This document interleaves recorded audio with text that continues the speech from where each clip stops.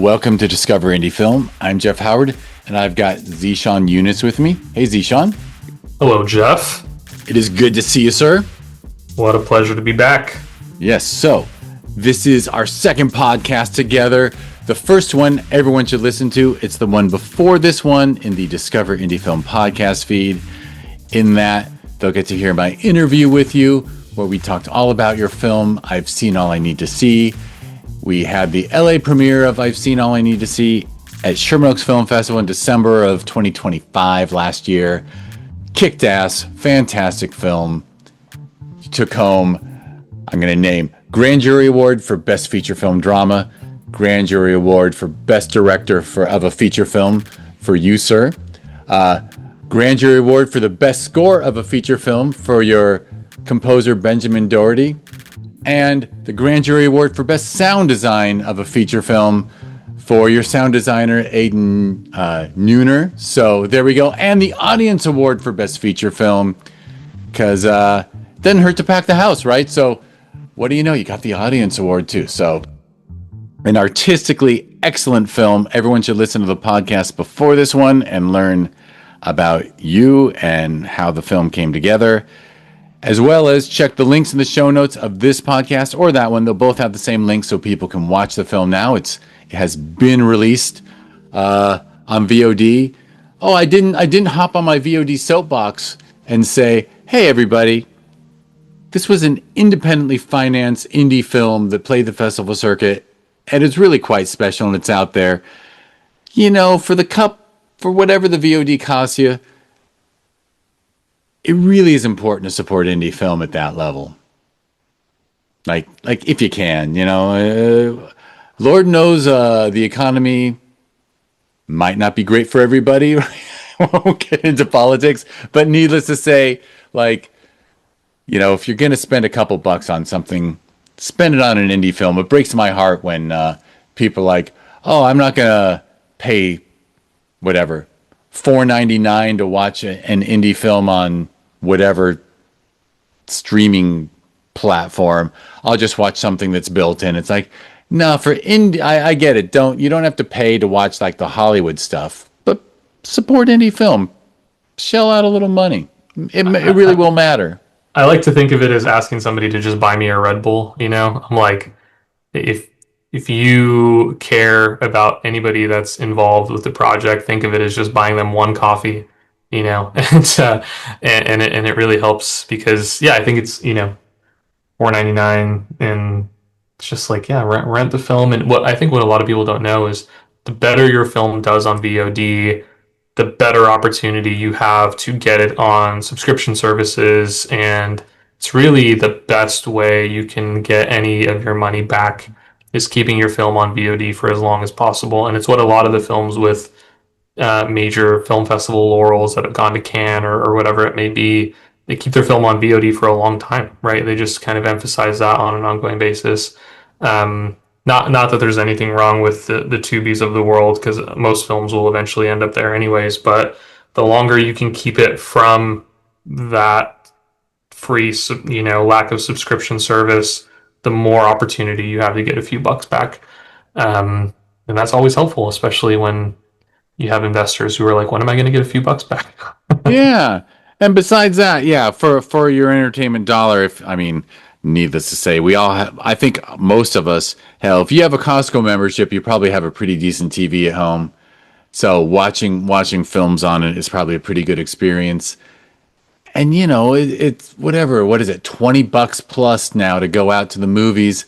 So, yeah, that $4.99 to watch a quality film at home, whatever. It's a soapbox I'll die on. Yeah, that's the hill I'll die on, that people should not look at the VOD phase of a film's life and go, I'll wait.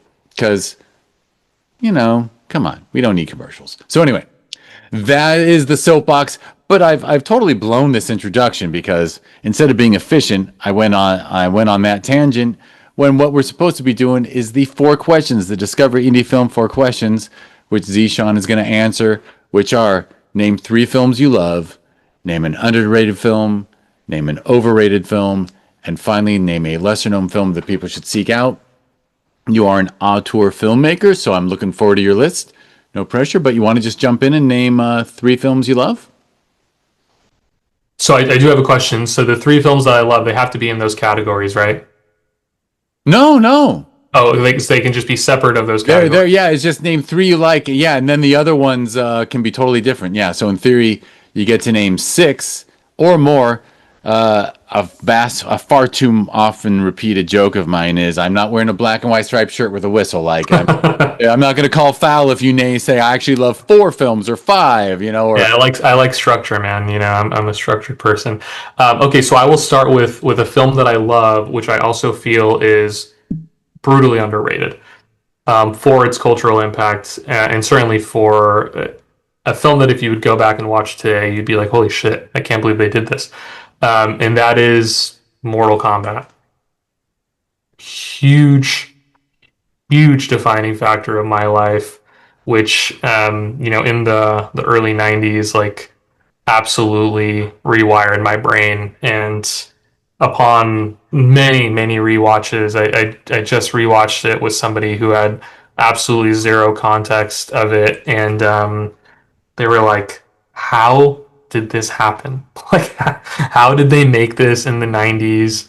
Did they paint these sets? Did they build them? Why does the lighting look like this? I mean, it is so visceral and emotional.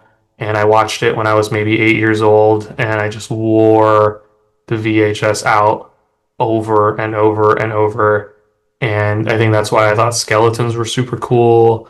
And I thought about Mortal Kombat the first time I got into my first fist fight when I was in elementary school.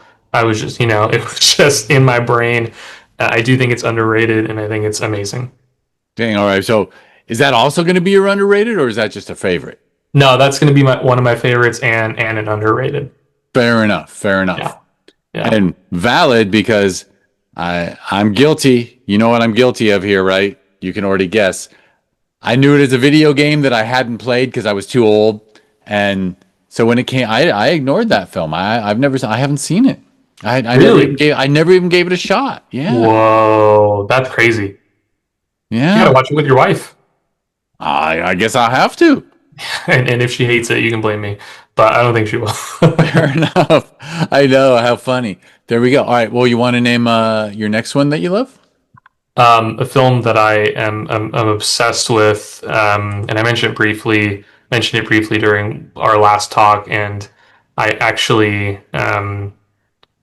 consistently recommending it to people is Memoria, um, by a Pong, and his last name is Weirziktun, and stars Tilda Swinton, and it's just incredible. It came out in 2021, I think, but it's just one of the most impactful and important films that I've seen in my lifetime.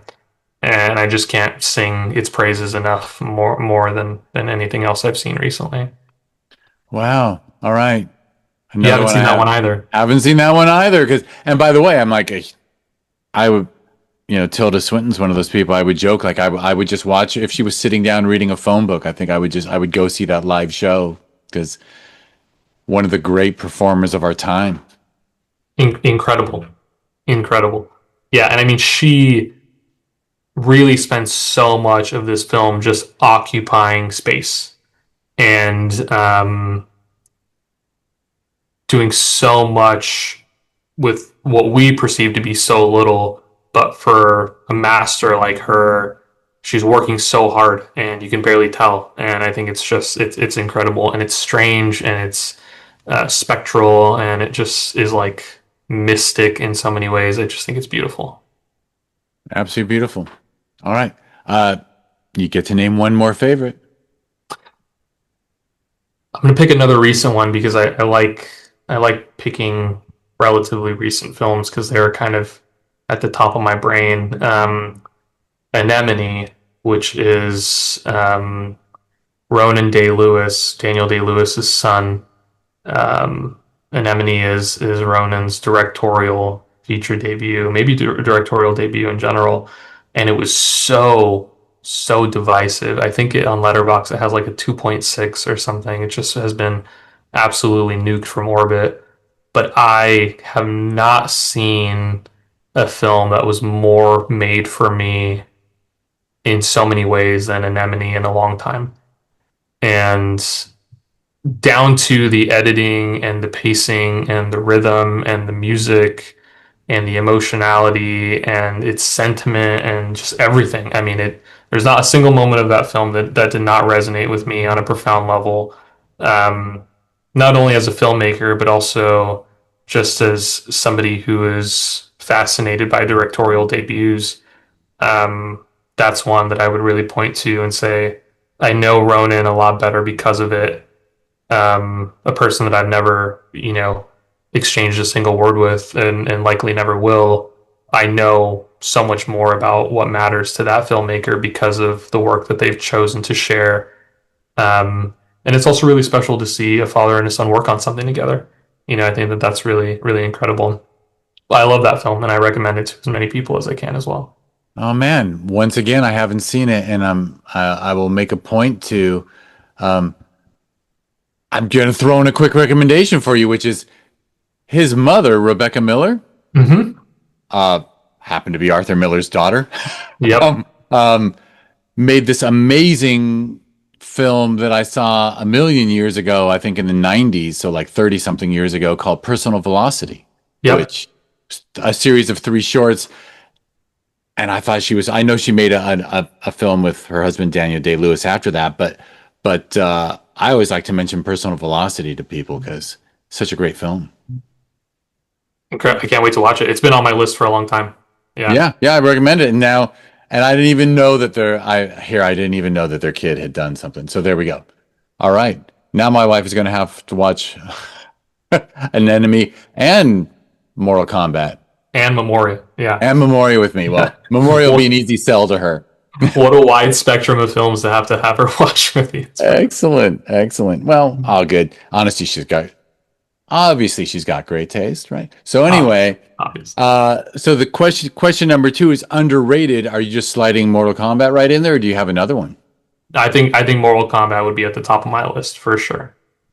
And well justified, Yeah. because most of the world is closed minded like I was, and are like, what do you mean? It's a video game movie.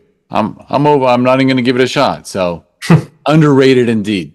All right. Well, that already gets us to question number three, which is a film that you feel is overrated. This will be a film that Paul Thomas Anderson is I think really at the top of people's brains as it relates to best living American filmmakers. I watched Licorice Pizza in a sold out crowd in LA, and I thought this is a movie that I'm watching that I don't want to watch anymore. Hanging out with a bunch of people I don't want to hang out with, and Licorice Pizza for sure is a movie that I feel is so, unfortunately, I hate to say it, I feel like it's overrated. I one of the few films I walked away from being like, man, I really wasted an afternoon. Like I drove to LA, I spent time here, I got parking, I made plans, I got lunch with people, and I just like I'll never get that time back. And I still feel that way to this day. And so I'm gonna, as much as it may get me some hate mail, that's what I'm sticking with. I think Licorice Pizza is an overrated film. I don't think you'll get hate mail over that because there's also an aspect that look, not everyone, right? Not everyone has their magnum opus every time they come out. Yeah. But Paul Thomas Anderson has given us so many amazing films that, admittedly, look at this. I'm 0 for 5 now, or 0 for 4 now, because of all things, Licorice Pizza came out like during festival season for me, like right. So my wife went to the theaters with our friend and saw it, Mm-hmm.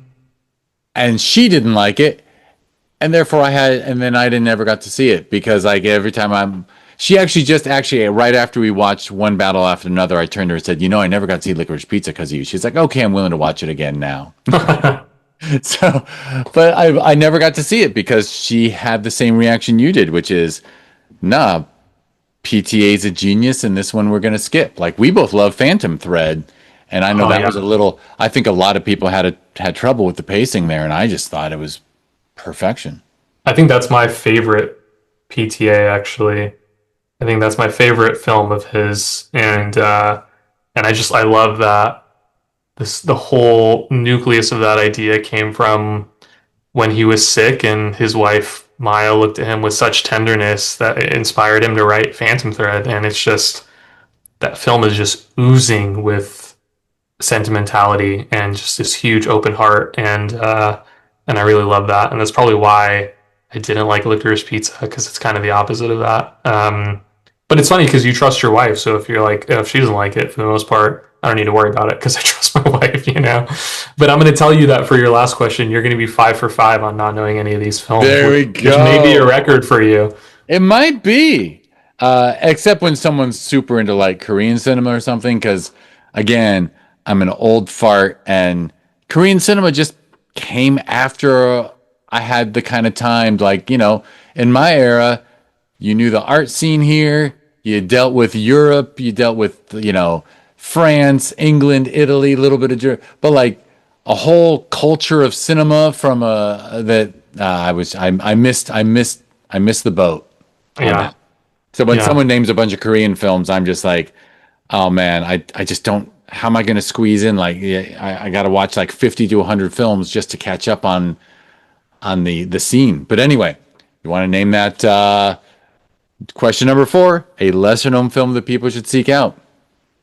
It's a film from 2016 called The Untamed by Amat Escalante, and it is a film about a meteorite that puts a mysterious creature in this region, and all of these lives that are turned upside down because of its discovery. But it's like a highly Lovecraftian cosmic film that's also extremely sexual, but not in a traditionally graphic way. It's like the sex is the vessel to get us closer to the characters and understand their motivations and their insecurities and their frustrations and their anger. And it's all built around this cosmic entity that is just turning everybody insane. And it's like 90 minutes and beautifully shot and paced so well, and every performance is completely on point. And it's just gorgeous. And I have only been able to talk to one other person about it who I was like mentioning the film to, and they're like, "Oh, I'd also seen it." So it's one that I hope people can seek out and give it a shot. Dang, there we go. There we Five go. for I got a five, lot of baby. homework. Got a lot of homework to do. 5 for 5, or no, 6. Well, no, Oh, 5 because Mortal Kombat got repeated. yeah, yeah. Dang. The one big Hollywood movie I should have seen, I didn't. All right. And I threw one in there for good measure because I was like, "Oh, everybody's seen this film," but There- somehow I And found a it's way. ridiculous that a PTA nut like me hasn't seen Licorice Pizza, but what are you Yeah, going to do? yeah. All right. Excellent. Excellent list. Thank you for that. By the way, Untamed, I did whip it up. I'm like, wow, that looks really interesting. It's really cool, man. Really cool. Excellent. All right. Well, heck, I'll do our wrap up. Easy. So first, thank you, Zeshaan, for hopping on and enlightening me to these films that I missed out on, and probably everybody. I wouldn't say everybody else, but I'm sure a lot of people listening had not seen Memoria or An Enemy or The Untamed. So there we go. So excellent recommendations. People should check out your film. I've seen all I need to see, as well as the earlier work, for sure. Right? Please, I would be happy for them to. They can watch Prefigured on YouTube, and they can watch the build out pretty much anywhere, which is my first feature. And then I've seen all I need to see is out on VOD. On VOD. So there they go. They can watch. We can have links to all of them. You can fire off an email with links to all of them, and I'll have Karina throw those into the show notes. So hit the show notes, people. Watch Zeshaan's work.